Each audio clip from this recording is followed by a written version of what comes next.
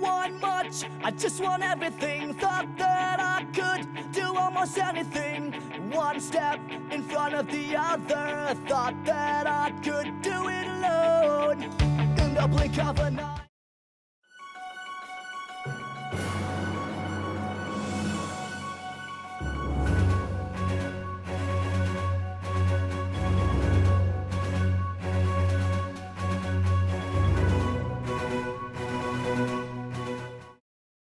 Assalamualaikum dan salam sejahtera. Hari ini kami akan membentangkan tugasan berkumpulan bagi subjek BIPW 2112 Hubungan Etnik yang bertajuk Gangguan Emosi Semasa PKP. Saya Aziz Sofia Anissa dan adik kumpulan saya iaitu Nur Alia binti Muhammad Zaki, Nur Nadia binti Dola, Nur Hidayah binti Muhammad Taufik, Nur Adila binti Saftu dan Angelin binti Nayaga. Kami dari 4BMMW 12. Seterusnya, kita akan balik kepada isi kandungan bagi pembentangan ini iaitu pengenalan, penyataan masalah, objektif kajian, kajian literatur, metodologi kajian, perbincangan dan ahli hasil kajian, kesimpulan dan cadangan.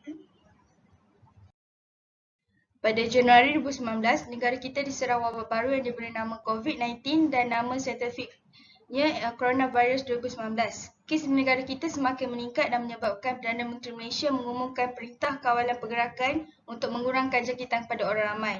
Hanya satu ahli dari ahli keluarga saja dibenarkan untuk keluar memberi barang dapur. Perintah Kawalan Pergerakan ini bermula dari 14 hari dan dilanjutkan sehingga menyebabkan banyak penutupan dan pengecilan pelbagai sektor seperti perdagangan, pelancongan, hotel dan sektor lain di Malaysia. Sehingga Jun lebih 600,000 rakyat Malaysia telah kehilangan pekerjaan akibat COVID-19. Ini adalah penyebab utama rakyat Malaysia menghadapi masalah pada ketidakseimbangan emosi, psikologi dan kognitif yang menyebabkan gangguan emosi akibat penularan wabak COVID-19. Kesihatan emosi dapat mempengaruhi cara berfikir, perilaku dan perasaan seseorang. Tahap kesihatan emosi mempengaruhi bagaimana seseorang membuat keputusan dan pilihan dalam kehidupan, menyelesaikan masalah dan berinteraksi dengan orang lain. Jika seseorang memiliki tingkat kesihatan emosi yang memuaskan, tekanan sehari-hari yang diatasi dengan pola fikiran positif, tenang dan tidak menempatkan diri dalam bahaya. Oleh kerana itu, sangat penting bagi masyarakat untuk mewaspada dan peka terhadap masalah kesihatan jiwa ini agar tidak menjadi barah dan dapat memburukkan lagi ekoran pandemik COVID-19 saat ini.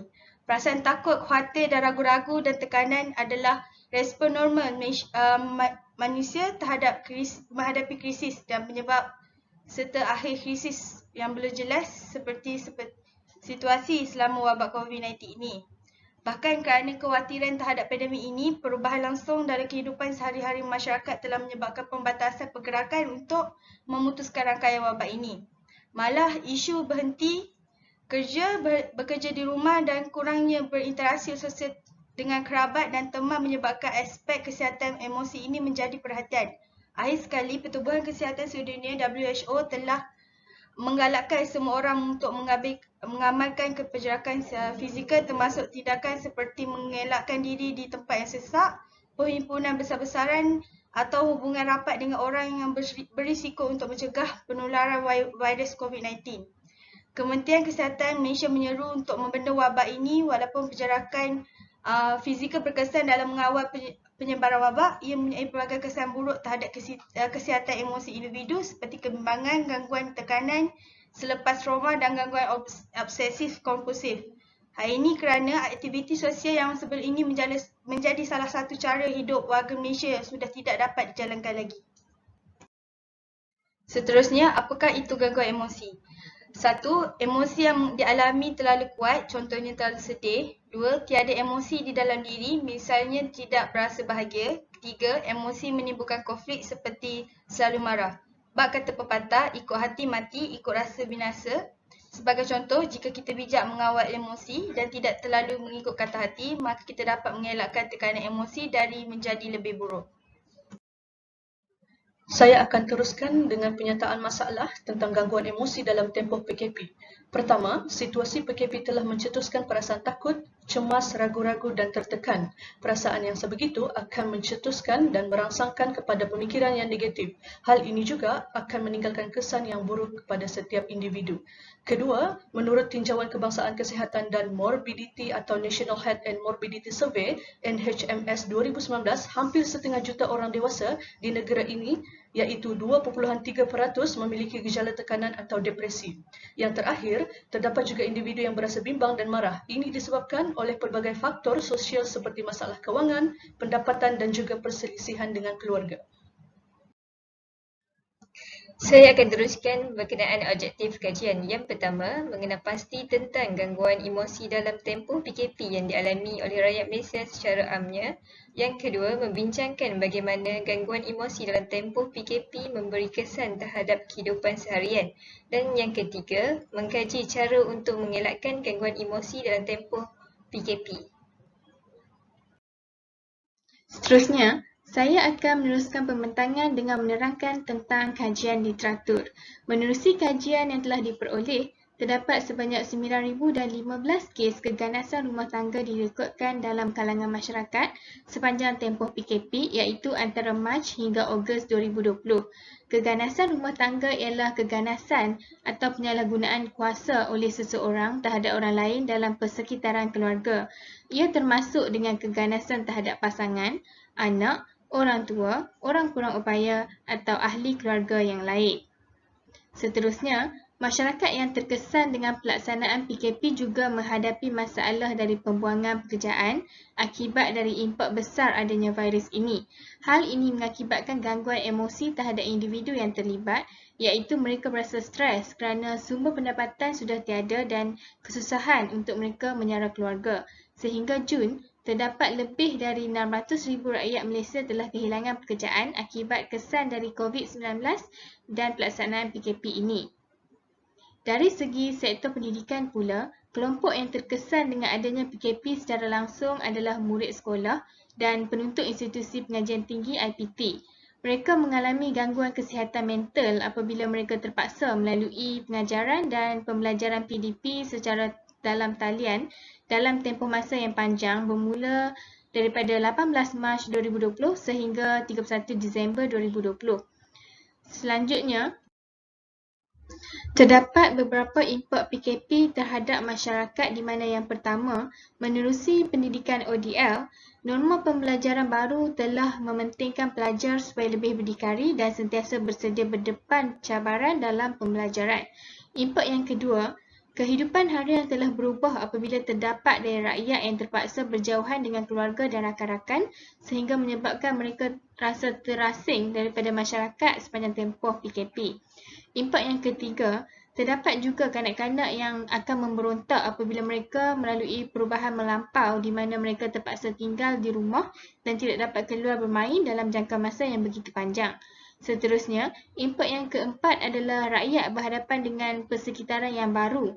Hal ini telah menyebabkan pesakit yang mengalami gangguan obsesif kompulsif OCD akan mempunyai simptom yang lebih jelas seperti mudah takut dijangkiti kerana mereka terdedah kepada kebimbangan tentang kesempurnaan pembersihan diri mereka.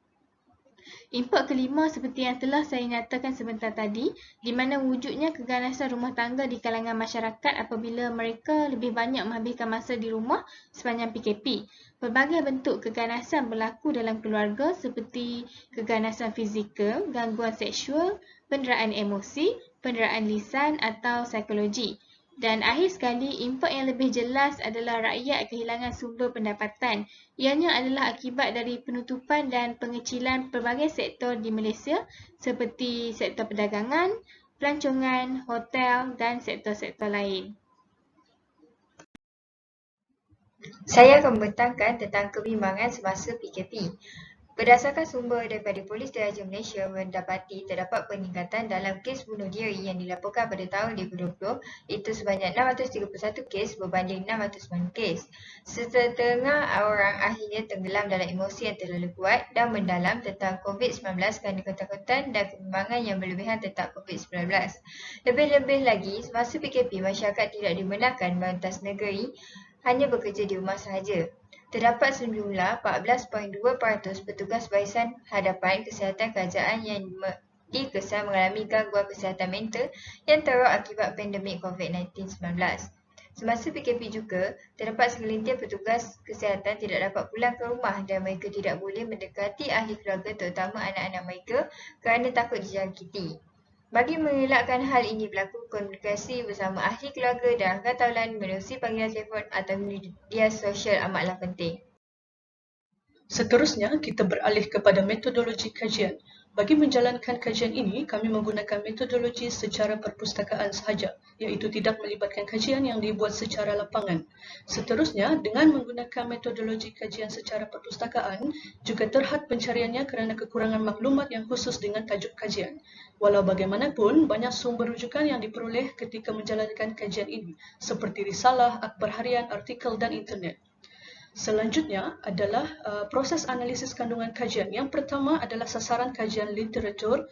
Kedua adalah menyediakan latar belakang atau hipotesis kajian. Ketiga, mewujudkan pautan antara cadangan kajian dan penyelidikan sedia ada. Keempat, mengintegrasikan hasil kajian kepada pengetahuan sedia ada. Dan yang terakhir, membuat laporan penuh terhadap sumber-sumber yang telah dirujuk dan pengetahuan sedia ada. Hasil kajian. Kajian menunjukkan bahawa sepanjang penularan wabak COVID-19, terutamanya semasa Perintah Kawalan Pergerakan PKP, masyarakat sememangnya terjejas dari segi kesihatan, emosi dan mental. Jika penyakit ini kerap berlaku dan berterusan, ia akan mengganggu kehidupan seharian masyarakat seperti menjejaskan waktu tidur, hilang selera makan, daya berfikir dan keseronokan melakukan sebarang aktiviti harian. Tekanan psikologikal ataupun psychological distress yang mana secara umumnya ia boleh digambarkan sebagai satu perasaan dan emosi yang tidak menyenangkan. Kemurungan, kegelisahan, kegagalan memberikan tumpuan, kesukaran untuk tidur, tidak ada selera makan, tidak berminat untuk melakukan aktiviti biasa yang sering dilakukan. Masyarakat digalakkan berjumpa pakar psikiatri untuk mendapatkan hikmat kaunseling bagi mengurangkan gangguan emosi dalam kehidupan individu berkaitan. Tekanan isu mental dan emosi ada juga sedikit sebanyak mempengaruhi majikan dan pekerja yang terpaksa bekerja dari rumah, work from home ketika PKP. Kanak-kanak turut berkesan dengan situasi ini. Justru ibu bapa perlu merancangkan aktiviti seperti silang kata atau mengatur rutin harian anak-anak supaya mengurangkan rasa bosan dan cemas. Pesakit yang mengalami post-traumatic disorder, stress disorder, PTSD, berpendapat mungkin merasakan tempoh PKP memberi lebih masa untuk mereka mengingati perkara-perkara yang lepas.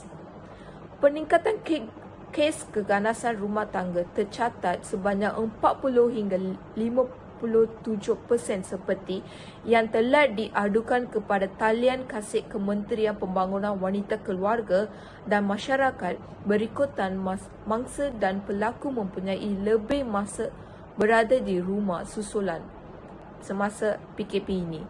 Teruskan amalan menjaga kebersihan. Ikuti prosedur piawai SOP sepanjang masa memberi sokongan terhadap Kesimpulan dan cadangan. Tempoh pelaksanaan PKP ini, ramai rakyat yang kehilangan kerja sama ada dibentikan atau diberi cuti. Implikasi daripada tempoh PKP yang dilaksanakan memberi kesan terhadap emosi rakyat Malaysia, terutamanya yang kehilangan pekerjaan apabila mereka tidak dapat menanggung perbelanjaan harian mereka dan tanggungan mereka. Gangguan emosi yang dialami oleh rakyat Malaysia dalam tempoh PKP secara amnya adalah merisaukan dan membimbangkan kerana boleh menjejaskan kesihatan mental mereka. Jadi cadangan yang perlu pihak kerajaan Malaysia adalah menyediakan pelan pemulihan untuk rakyat Malaysia sama ada sebelum, semasa dan selepas COVID-19 ini berlaku. Talian hotline atau talian atas talian perlulah sentiasa diwujudkan dan diaktifkan agar rakyat Malaysia yang terganggu dan terkesan dengan gangguan emosi dapat berhubung dan berkongsi rasa dengan seseorang pakar. Kementerian Kesihatan Malaysia hendaklah sentiasa berwaspada dengan kesihatan mental rakyat Malaysia dengan seringkali melakukan saringan kesihatan mental secara berkala serta percuma. Sekian sahaja pembentangan daripada kumpulan kami. Terima kasih.